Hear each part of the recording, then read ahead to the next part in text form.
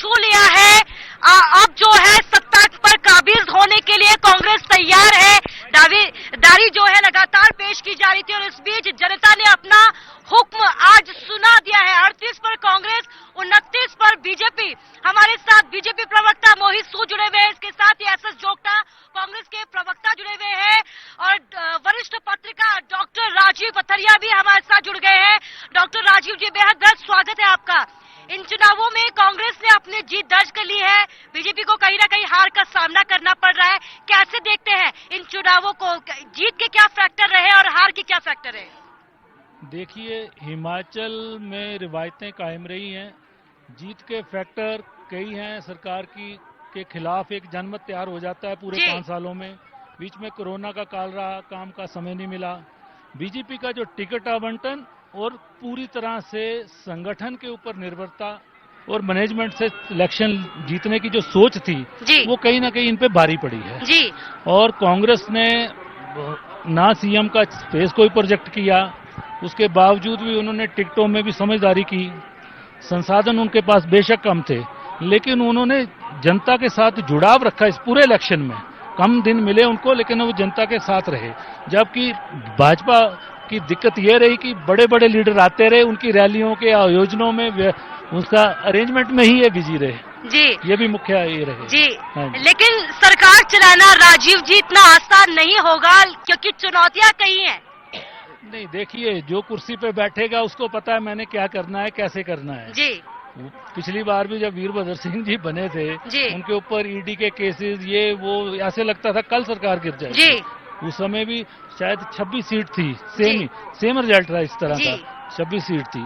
लेकिन 5 साल सरकार चलती रही। यहाँ बदलाव की रुत होती है जी। वो रुत बदल देती है हवाओं को जी। इन चुनावों की अगर बात की जाए राजीव जी, तो कैसे इन चुनावों को देखते हैं? क्योंकि बीजेपी की बात की जाए तो बड़े चेहरे चुनावों में नजर आए थे, कांग्रेस की बात की जाए तो स्थानीय चेहरे ही चुनावों में दिखाई दिए। देखिए, राज्य का चुनाव होता है, राज्य के कुछ मुद्दे होते हैं, फिर उसके अलावा कंस्टिट्यूएंसी के अंदर के मुद्दे होते हैं जी। ये इलेक्शन पूरी तरह से पर्सनैलिटी बेस्ड और पर्सनल कॉन्टैक्ट बेस्ड होता है जी। इस समय निर्दलीय भी जीते हैं, उन्होंने काम किया, जबकि वो उनमें से एक ही विधायक हैं जो रिपीट हुए हैं। निर्दलीय पहला इतिहास है कि निर्दलीय दूसरी बार जीत गया जी। हिमाचल में आज तक नहीं हुआ कि निर्दलीय लगातार दूसरी बार जीता हो।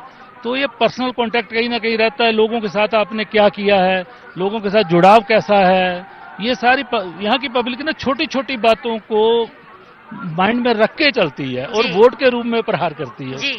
तो मेहनत तो बहुत की, लेकिन कहीं ना कहीं अपनों से ही बीजेपी यहाँ पर हारती हुई भी नजर आई, क्योंकि वोट बैंक यहाँ पे बदला हुआ नजर आया। नहीं, वोट बैंक में देखिए ज्यादा फर्क नहीं रहता है। हिमाचल का कोई भी इलेक्शन उठा लीजिए, 2-3% ऊपर नीचे होता है, लेकिन सीटों में बहुत ज्यादा फर्क पड़ जाता है जी। हार जीत में, हार जीत नुकसान बिल्कुल। और इस बार इनका ये था कि संगठन जो चाहेगा वो होगा, वो हिमाचल में होता नहीं है जी। और कांग्रेस तो संगठन विहीन पार्टी मानता हूं मैं उसको जी। उसके बाद संगठन कुछ नहीं है जी। संगठन के नाम पे कुछ नहीं है। ये तो दिन रात बीजेपी वाले मीटिंग करते हैं संगठन की, हमें रोज प्रेस नोट इतने आते हैं। कैंपेन बहुत स्ट्रांग रहा, बहुत स्ट्रांग कैंपेन था और 260 के करीब रैलियां की गई हैं, है ना। और उनकी तो 100 भी रैली नहीं हुई है पूरी लोकल लीडर और इनकी डाल के। तो ये कहीं ना कहीं जनमत था, लोगों में गुस्सा था, लोगों ने वो अब वोट के रूप में उसका प्रयोग कर लिया। तो कैंपेन के हिसाब से लोगों ने वोट नहीं किया, मुद्दों को लेकर लोगों ने वोट दिया, मुद्दों को लेकर नाराजगी थी। बिल्कुल बिल्कुल जी। एसएस जोगटा जी से मैं पूछना चाहूंगी कि सरकार तो कांग्रेस बनाने जा रही है, लेकिन चुनौतियां कई होने वाली है। कर्जदार है हिमाचल और 65,000 करोड़ का कर्ज जो है वो हिमाचल पे है। देखिए, चुनौतियां तो रहती है, कर्जा हो चाहे नहीं हो, कर्जे का सारा जिम्मेवारी जो है भारतीय जनता पार्टी की है। अगर इन्होंने कर्जा लिया तो उसका जो यूटिलाइजेशन एक वेलफेयर के लिए होना चाहिए था, विकास के लिए होना चाहिए था, वो नहीं हो पाया। वो खर्चा इन्होंने जो है अमृत महोत्सव के आड़ में अपने रैलियों में खर्च किया, मोदी साहब की रैलियों में खर्च किया। अब चलो वो छोड़िए, अब कांग्रेस सत्तासीन हो रही है, तो ये चुनौतियों से उभरने के लिए हमें काम डे वन से करना पड़ेगा और एक्सपर्ट्स बिठा करके इन चुनौतियों को कैसे पार किया जा सकता है उसके ऊपर काम करना पड़ेगा और दूध का दूध पानी का पानी करना पड़ेगा।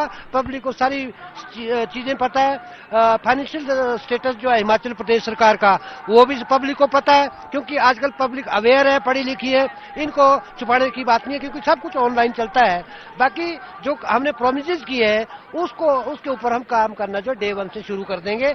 जैसे कि आपको बताया कि भी ओपीएस हम पहली मीटिंग में और 1 लाख जो नौकरियां देने का जो हमने वादा किया है वो भी पहली मीटिंग में हम करने का घोषणा करेंगे। जी एसएस जोगटा जी, जैसे आपने बताया कि जो कर्ज है वो बीजेपी की देन है।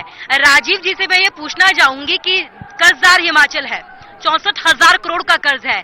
ऐसे में ओपीएस बहाली की बात की है कि कैबिनेट की पहली बैठक होगी और ओपीएस को बहाल कर दिया जाएगा, तो कैसे आप देखते हैं? पहले से ही आपने करीब से जो है हिमाचल की राजनीति को देखा है, हिमाचल की राजनीति को समझा है, तो कैसे देखते हैं कर्जदार हिमाचल होने के बावजूद कैसे ओपीएस को बहाल करेंगे?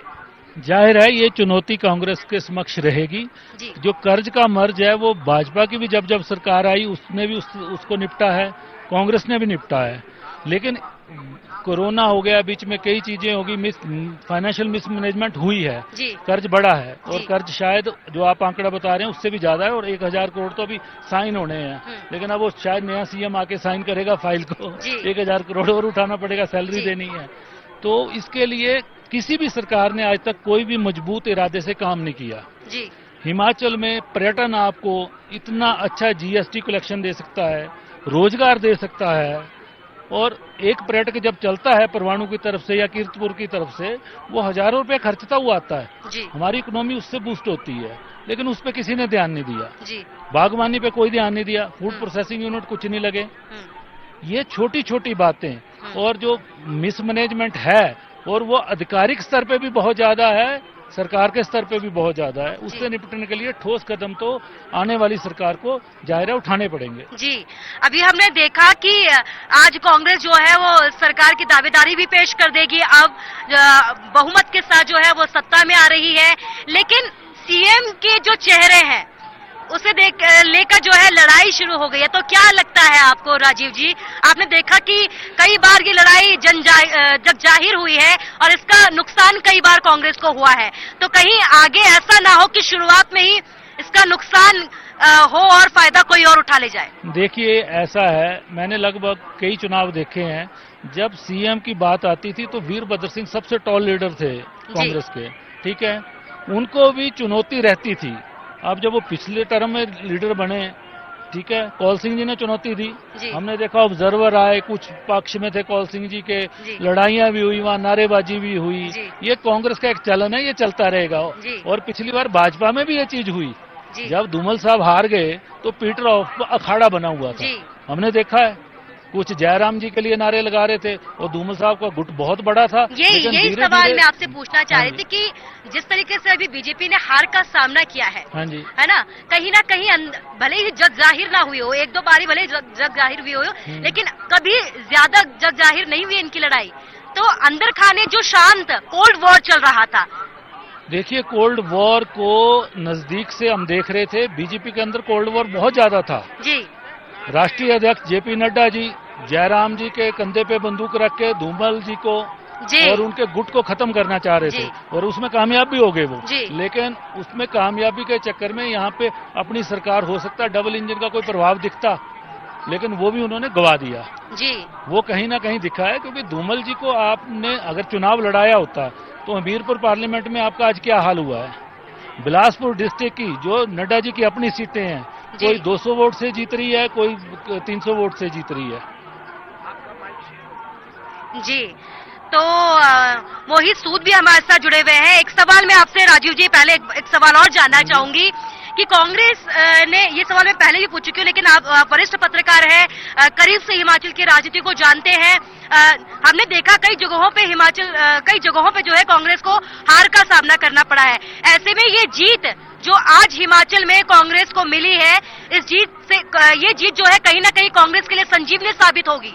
कांग्रेस के लिए जाहिर है संजीवनी है, जनता ने खुले मन से इनको वोट दिया है और जयराम जी अपना मंडी डिस्ट्रिक्ट को, उन्होंने कहा था मंडी मेरी है, ठीक है, बाई इलेक्शन में ओवर कॉन्फिडेंट हुए वो, और वीरभद्र सिंह जी के प्रति इमोशन थे लोगों के, प्रतिभा सिंह जी जीते। लेकिन इस बार देखिए मंडी ने फिर से कमाल किया है, जयराम जी स्थापित हो गए मंडी में।